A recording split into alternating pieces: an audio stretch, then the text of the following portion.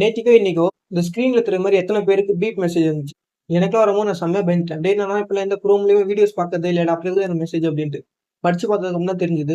இது கவர்மெண்ட் சைட்ல இருந்து கொடுத்தா நமக்கு செக்யூரிட்டி ஆலாம். ஏதாச்சும் நிலநடுக்கமோ சுனாமியோ இல்ல புயலோ வந்துச்சுன்னா முன்னெச்சரிக்கையா சேஃப்டி பர்பஸ்க்காக இந்த பீப் மெசேஜ் வரும். இந்த மெசேஜ் பார்த்துட்டு நம்ம எல்லாம் சேஃப்டி ஆகிக்கும். அதுக்காண்டி தான் கவர்மெண்ட் வந்து இதை உருவாக்கிருக்காங்க. இது ஜஸ்ட் டெஸ்டிங்ல தான் இருக்கு. அதனால ஃபர்ஸ்ட் டைம் வந்து இந்த பீப் மெசேஜ் யாரும் பயப்பட தேவையில்ல. இன்கேஸ் ரெண்டாவது அந்த மாதிரி பீப் மெசேஜ் வந்தா கண்டிப்பா நம்ம பயந்து தான் ஆகணும். ஏன்னா டிசம்பர் வேற வந்துட்டு இருக்கு. ஏதாச்சும் ஒன்று பண்ணி விடுவாங்க. அண்ட் இந்த பீப் மெசேஜ் வந்ததுக்கு அப்புறம் தான் எனக்கு ஒன்று தோணுச்சு, நமக்கு எல்லாருக்கும் பிரைவசி இருக்கா அப்படின்ட்டு. பிரைவசி இருக்கு அப்படின்ட்டு கவர்மெண்ட் சைட்ல இருந்து ஒரு ப்ராமிஸ் கொடுத்தா நல்லா இருக்கும்.